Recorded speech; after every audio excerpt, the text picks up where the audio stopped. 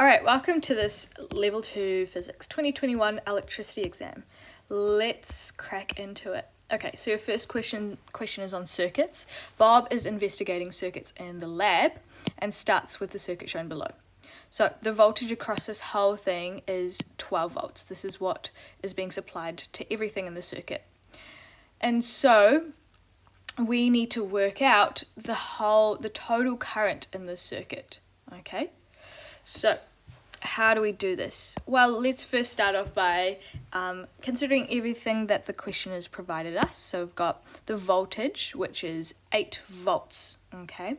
We know that this 12 ohm resistor is consuming 8 volts of this total of 12, okay? The next thing that we're given is resistance, okay?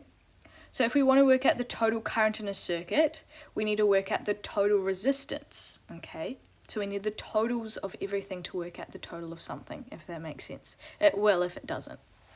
So total resistance is going to be our 12 ohms plus our 6 ohms, because that's how we work out the total resistance in things that are in series. So plussing those together, I get a total resistance of 18 ohms. All of this combined is 18 ohms. So the question is, calculate the total current in the circuit. So I've got my voltage, that voltage will not actually be used, so let me actually scratch that. The voltage that I'm using is actually going to be 12 volts because we want to work at the total current. So don't mind me making that just last minute addition. Okay. So I'm using this equation here to work out my my current, and this is how I'm subbing everything in. So I've got my 12 volts, okay? I've got my 12 volts equals my current, which is what I'm trying to find, times my total resistance. So how do I rearrange this to get I all on its own? Well, currently it's being times by 18, so I have to divide this whole side by 18. That means I have to divide the other side by 18, and this is what your rearranged equation should look like. So this will cancel out, and I'm left with I equals 12 over 18. Plugging that into my calculator, that gives me 0.667 amps, which is worth a nice, easy achieved. Okay. Calculate the amount of energy converted to heat in 1 hour in the 6 ohm resistor. Okay, so look at your formula sheet. What is an equation that uses energy and time to work out power? Yep, it's this one over here. We've got energy and we've got time and we've got power. Okay, that's everything that we're concerned with in the question. That's everything that we're concerned with in the question. Okay? So, what to do here? Well, we have been given time, so maybe the first thing we should do is we should actually convert that into seconds so that we could use it in our equation. So how do we do that? Well, I've got 1 hour, and in 1 hour you have 60 minutes, and in each minute you've got 60 seconds. So I'm timesing 1 by 60, and then timesing that by 60, and that should get me 3,600 seconds. Then I could plug it into here, okay? So I've got time, but I actually also need to work out power, so then I can rearrange to find energy, because you can't just work out energy with time, okay? So let's work out what the power is. What is another equation in your formula sheet which involves working out power? Yep, P equals I times V, current times voltage. So let's do it. I've got P, which is power, equals 0.667, which is the current I've worked out in my previous question. That's a total current. I'm plugging that in here. Times, I actually don't have the voltage of the 6 ohm resistor. So let me just go work that out. BRB, working out the voltage of that 6 ohm resistor using this equation here. And so I've got the voltage equals the current times the resistance specifically of that 6 ohm resistor. Okay, So I've got the total current that is flowing through that resistor times the resistance of that resistor, which is 6. That gets me 4.002 volts. Okay, now I can plug that into here, and that gets me this this piece of working out over here, which when you plug into your calculator should give you 2.669 watts. Okay, now finally, because now that I have my time and I have my power associated with the 6 ohm resistor, I can work out the energy that's converted to heat in this resistor. So P equals E over T. So let's sub everything in. I've got my power equals my energy over the time. So to get energy on its own, to isolate it, currently it's being divided by 3,600. So to get rid of this 3,600, I have to times it by itself. Cancels that out, and that means I have to times the other side by 3,600, and I'm left with energy equals 3,600 times 2.669. Okay, because this stuff is cancelled out. So plugging this into your calculator, you should get a final answer of 9,610 joules to 3 significant figures. Okay, and that is worth a merit. Okay, next question. So Bob has a lamp that operates normally only when connected to 8 volts. He's connected it in parallel with the 12 ohm resistor. Without further calculation, explain why Bob's lamp will not operate normally when connected this way. Okay, so what's happening here? Well, what we have is we've got this much of voltage, 12 volts of voltage flowing through the circuit. Okay, so keeping in mind that Bob has added an extra branch, what is going to happen to the total resistance? Okay, what is going to happen to the total resistance of this whole circuit if we add another branch? It will decrease. The reason why it decreases is because there are more pathways for current to flow through. Think of current as, say, people, okay? So current is the number of people flowing through the paths. And by adding another pathway, there is less resistance because these people can flow through multiple pathways and there'll be less of a blockage, okay? So by decreasing the resistance by adding another pathway in parallel, the flow of current actually increases because there are more options for these people, aka the current, to flow through. So the current increases as a result of decrease in resistance, okay? When you're going to a concert and there are less security guards and there are more pathways for you to get to the front of the mosh pit, okay, there's going to be more people being able to flow through, okay? So decreased resistance equals increase in current. So when current increases, pretend voltage is the energy or money, okay, that people are carrying, okay? So when there's an increase in current, there's going to be an increase in voltage because there is more people carrying more money, okay? Or more current carrying more energy, okay? So using this as our guideline, this means that an increase in voltage overall will mean that this resistor will consume more voltage. The 6 ohm resistor will consume more voltage. As a result, less will be left over for the bulb, okay, because it's using more of the voltage. So, how do we write this into words? Well, when adding the lamp in parallel to the 12 ohm resistor, the total resistance of the circuit decreases because there are more pathways for the current to flow through. Since there is less resistance, there's an increased flow of current. And according to this equation here, V equals IR, if current increases, the voltage also increases. So as a result, the 6 ohm resistor consumes more voltage of the 12 volts, which is provided by the circuit, okay, consumes more voltage, which means that there's less than 8 volts left for the bulb, okay?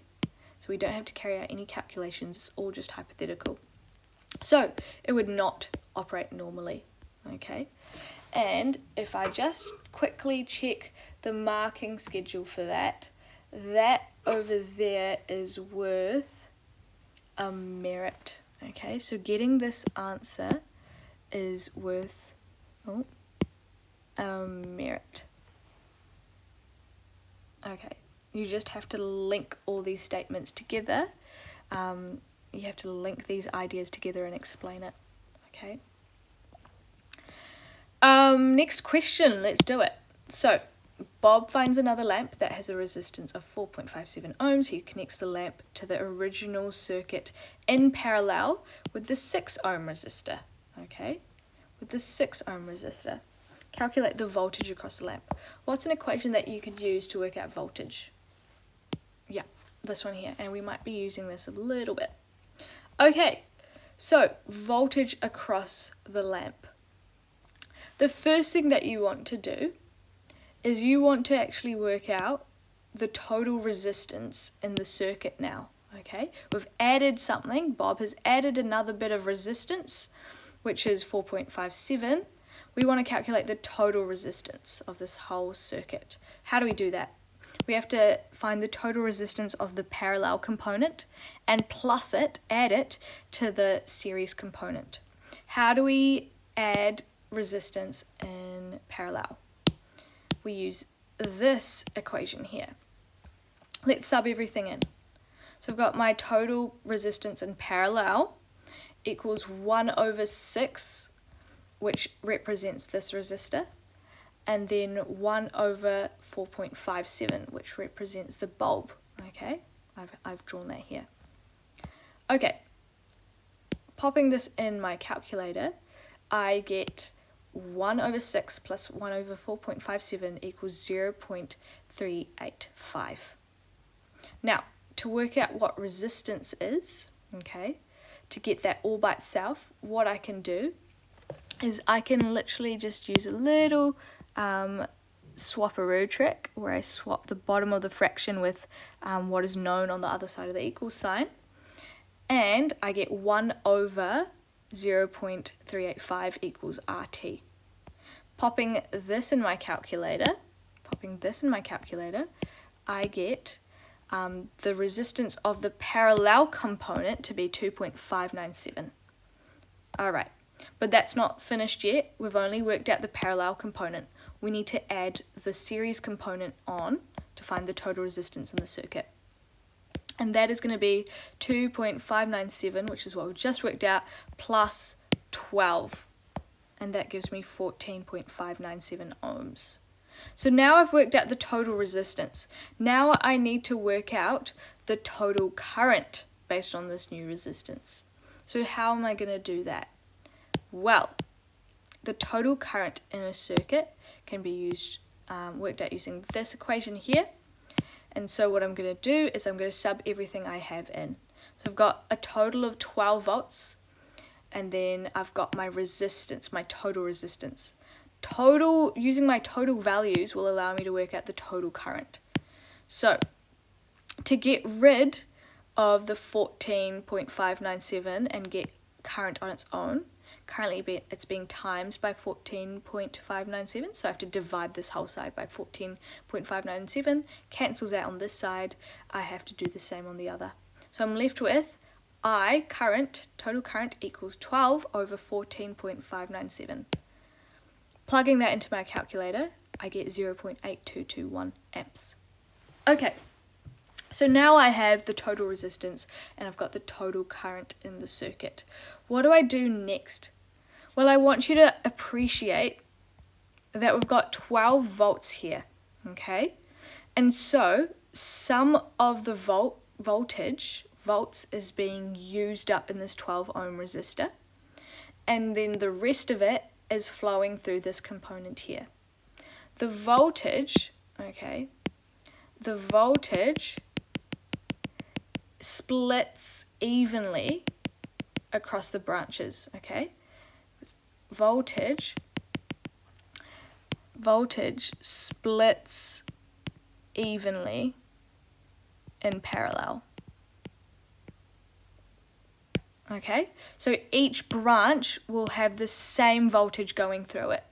Okay, so I've written that here, voltage in parallel is the same at each branch. Okay, and so what we do first is work out the voltage used up by the 12 ohm resistor first. Okay, how much voltage does this 12 ohm resistor use out of this?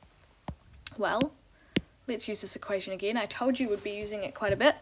So I've got V equals IR, voltage equals 0.822, which is the total current we've worked out, times 12, which is this resistor here.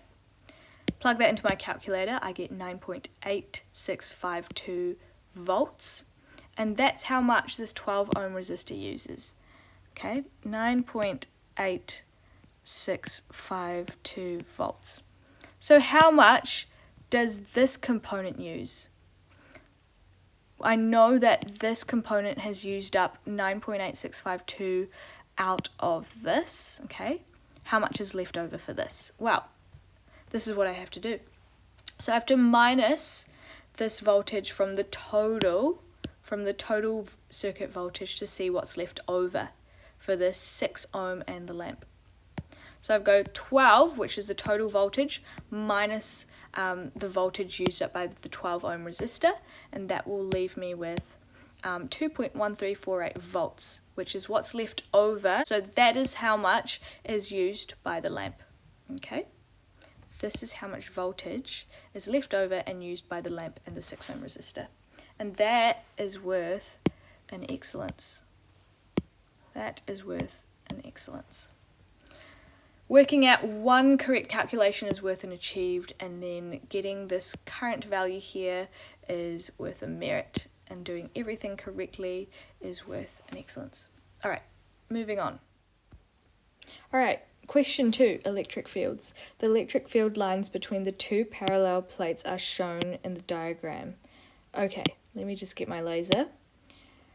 Clearly label the positive plate on the above diagram. Let's do that first and foremost. Okay, so as you can see, the field lines are pointing down.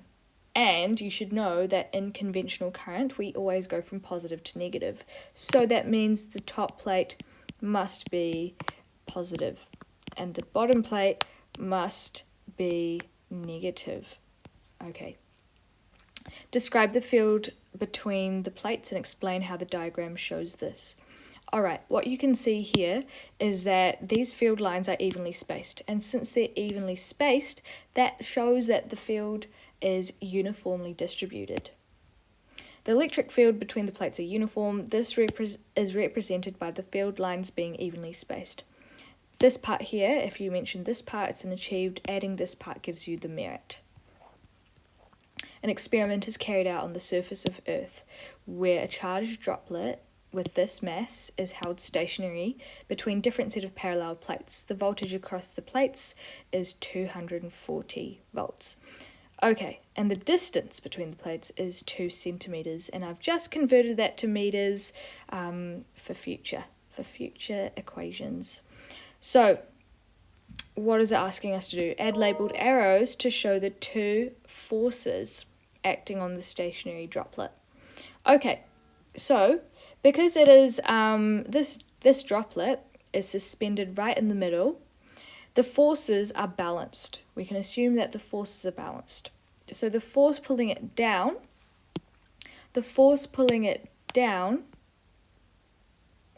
is balanced with the force that could be pulling it up. But we have to label these forces. What is the force that is pulling it down? Well, it's not electrostatic force because what we know is that it's got an upward force pulling it up towards the negative plate. So this must be a positive charge. So the downwards force must be gravity. And the upwards force, because it's being attracted to the negative plate, must be an electrostatic force. Okay, you could write Fe for short, Fg for force of gravity. Okay, so I've made sure that these arrows are more or less the same length, and I've labelled them, and that will give me a merit. Okay, next question. Calculate the number of elementary charges on this stationary droplet. You should start by calculating the weight of the droplet by using this equation, and we've been provided the elementary charge, okay, which essentially, this right over here is little q, okay. So, an equation that you won't be provided on your exam sheet is this over here. The n that I've highlighted, underlined, is going to be the number of charges that are present, aka the number of elementary charges on the stationary droplet. How many charges? Okay. And we've been told that we should start off by working out the weight force on the droplet. So let's do exactly that.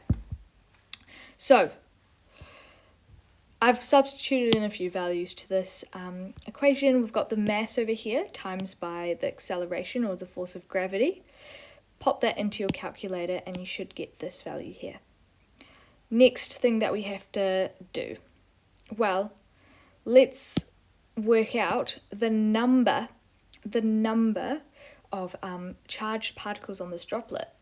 To do this, we are going to need a bit more information. So we know what the little q is. The little q in this equation is going to be 1.61 times 10 to the power of negative 19. That is the elementary charge on a single charge, basically. This is the charge of a single charge, okay, which in this case is a proton.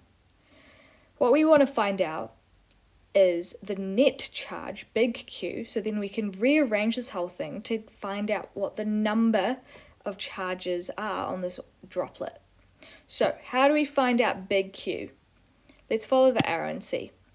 Well, we can use this equation over here, okay, where this little q essentially is going to be equal to this big Q. I know it's a little bit confusing, okay, but this is the Q that we're going to work out and plug it into our big Q over here because we already have the little q defined, okay. It's always going to be 1.61 times 10 to the power of negative 19.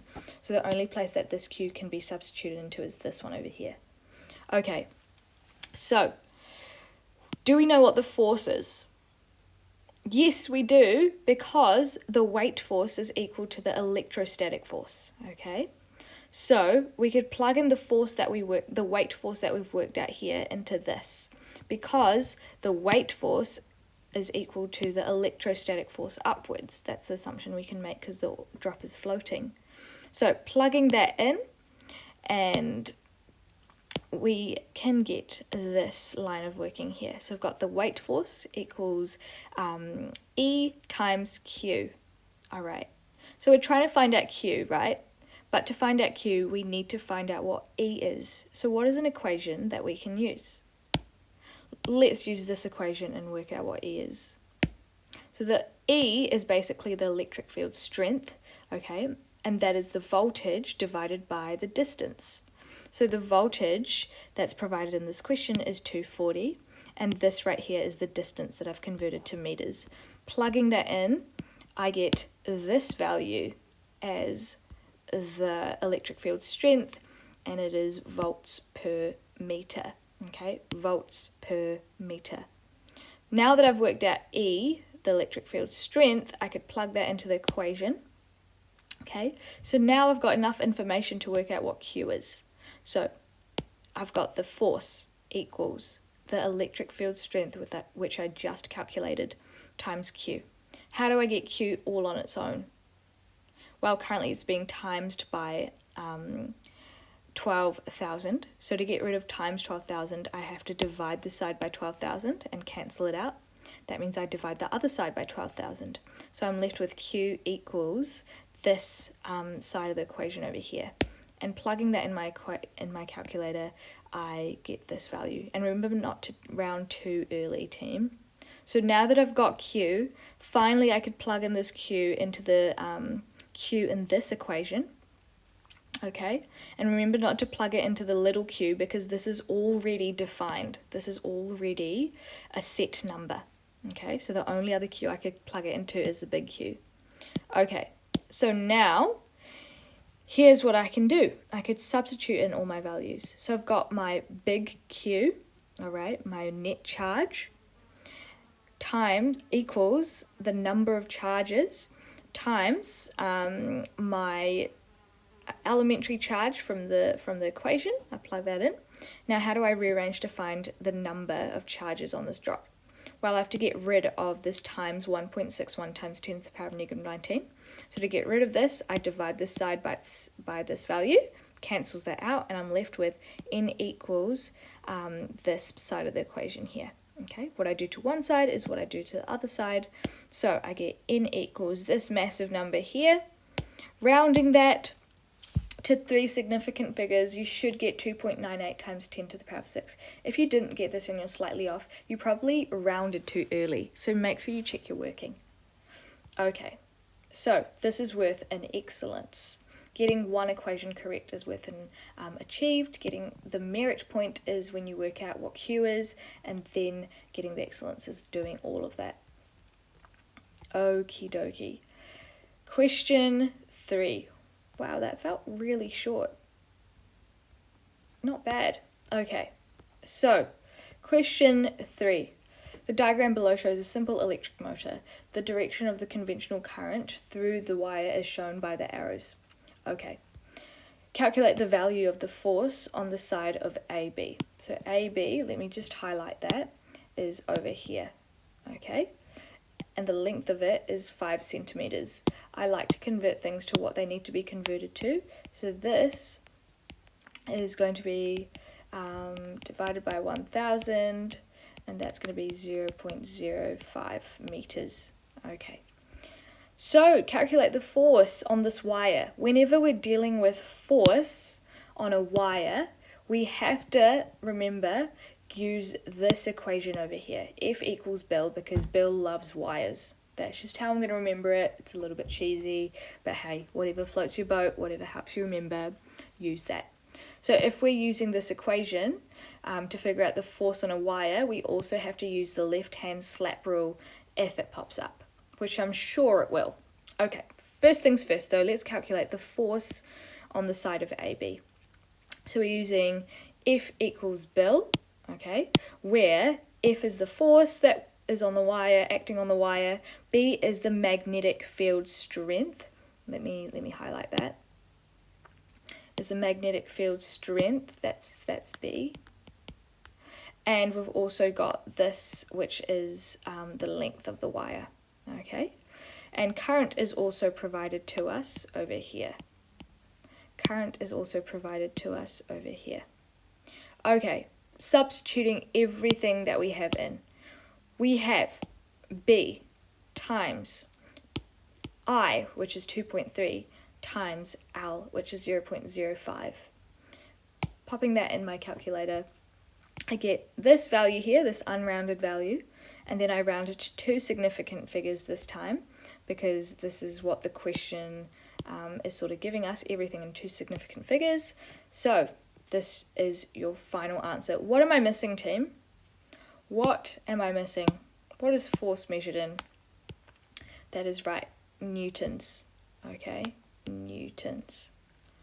All right, so let me just check if I've got units for... Ooh, okay, I don't need units for this because that's just the number of particles. No worries. Okay, next thing to move on to.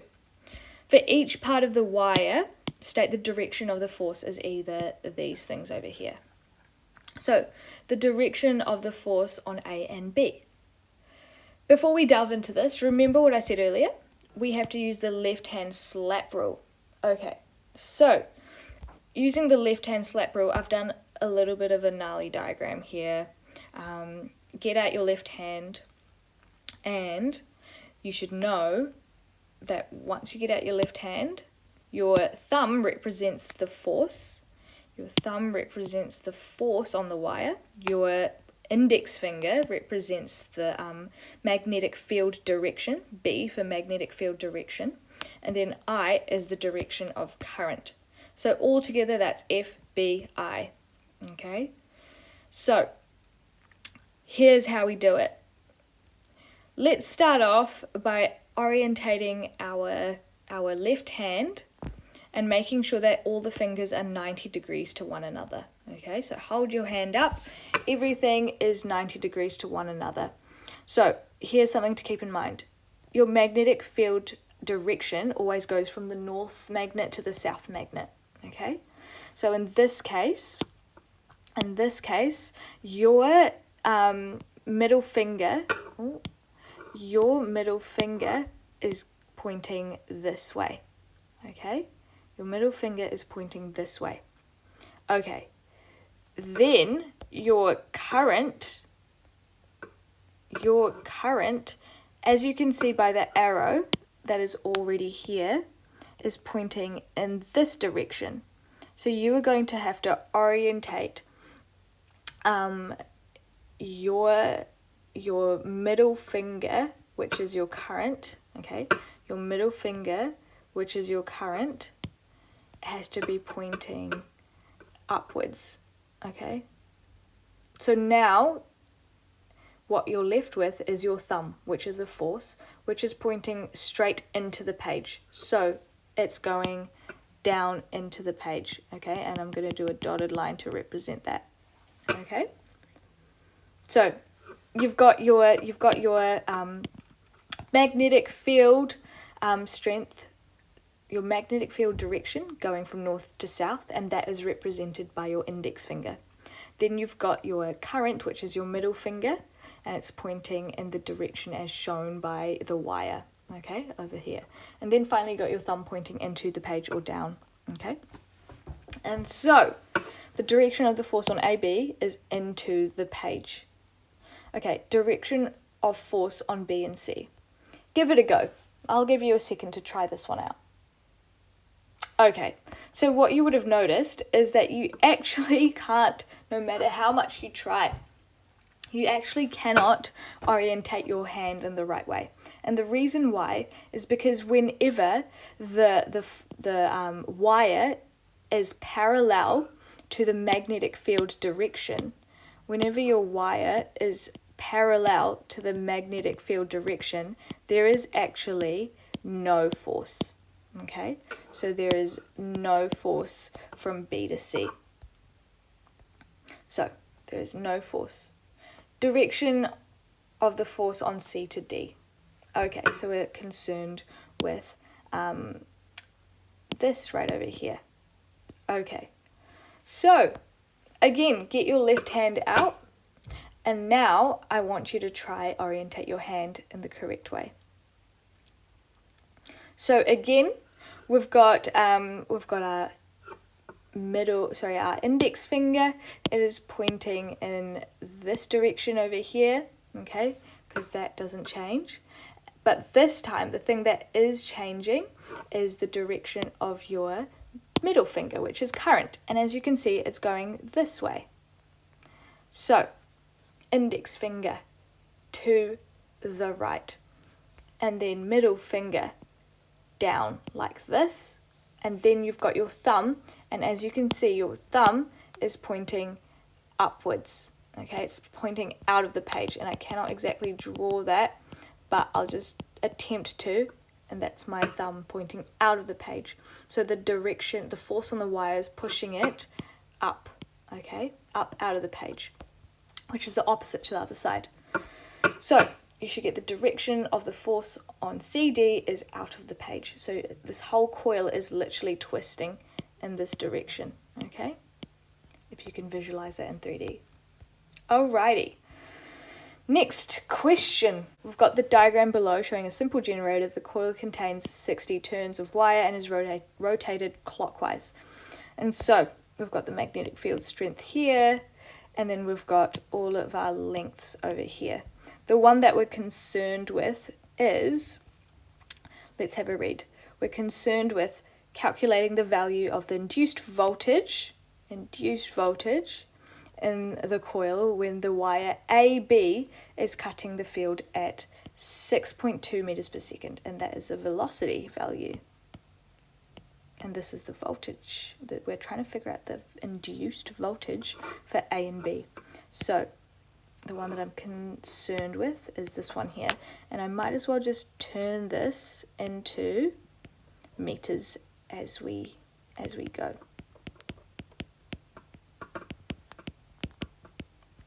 Okay, so I've got a few things going on here.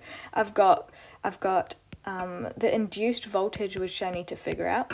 I've got a little velocity value, which is 6.2.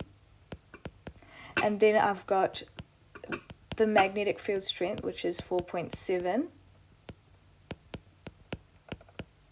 And what else do I have? I've got the length, which is 0.05. I was about to write 5 centimeters.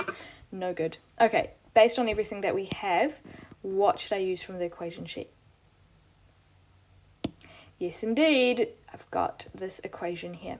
So let's plug everything that we have in. So I've got my magnetic field strength times my velocity, which is the little v, times my length.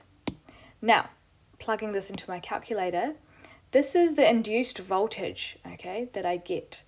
However, I need you to know that this question is a little bit curly. It's asked you about the induced voltage when AB is cutting the field.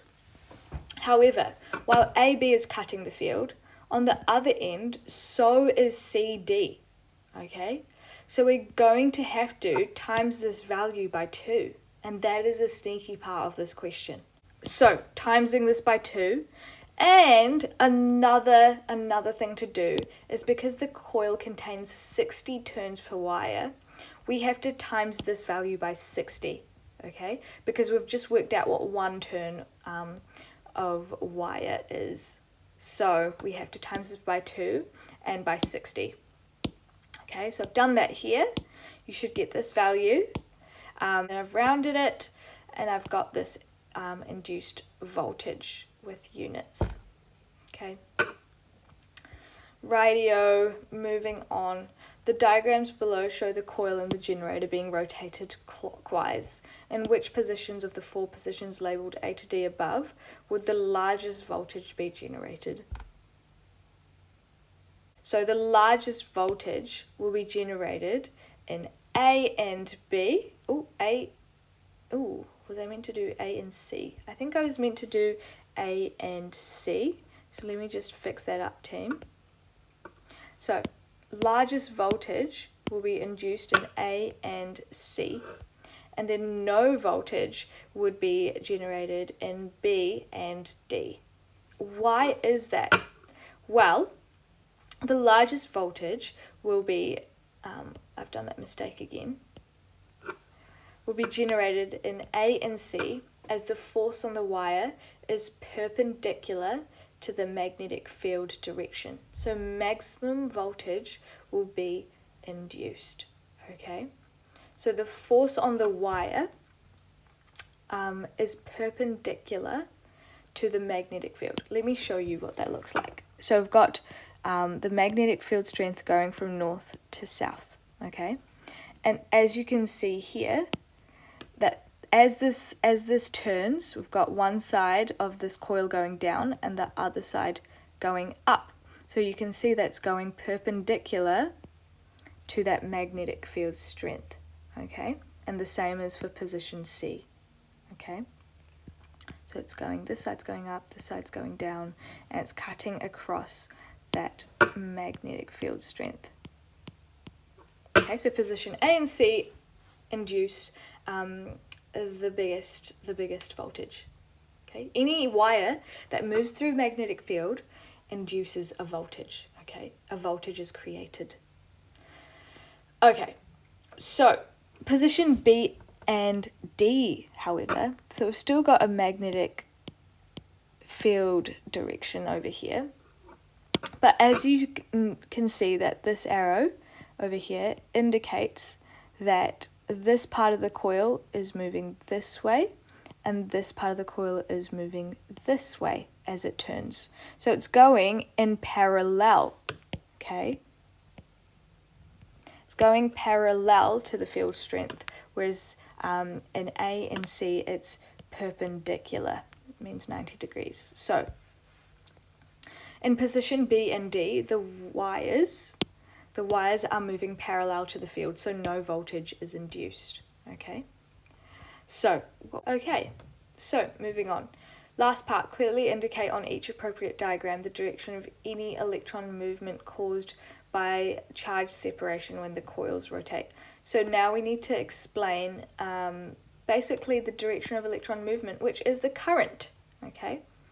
So we're still using the left-hand slap rule because we're dealing with a wire and a magnetic field. So whenever we're dealing with wires and force and direction, blah, blah, blah, we're dealing with the left-hand slap rule. What we need to figure out is what direction is the current moving in, aka the electrons. So this is when you're going to get your left hand out again and making sure that your first three fingers, FBI, are perpendicular to one another. Okay, so the force, as you can see in position A, that this wire is rotating in this direction here. So that means this side of the coil is going down and this side of the coil is going up, okay? Let's just focus on one of the sides. And so because this side that I've highlighted is going up, that is going to be your thumb pointing upwards in that direction. Your magnetic field strength is going in this direction over here. And then that leaves your middle finger, which naturally is pointing in this direction, okay, over here. So this is the direction of current, okay, and I want to show that here. All right, what about for this one, position C here? Well, as you can see, it's rotating this way. So that means this side of the wire is going to be moving up and it'll eventually turn around, and this side of the wire is going down. Let's focus on the same side of the wire as we did before. So we've got the thumb pointing up. Our magnetic field strength again is pointing this way, north to south. And then again, we've got current, which is the flow of electrons going down this way by represented by your index middle finger. Sorry, not your index, your middle finger. Okay, thumb is pointing up, index finger to the south magnet, and then your middle finger pointing down this wire, just like the one up above. Okay, and we've done the exam. I'm so tired. Hope you enjoyed. All the best for the rest of your exams, team.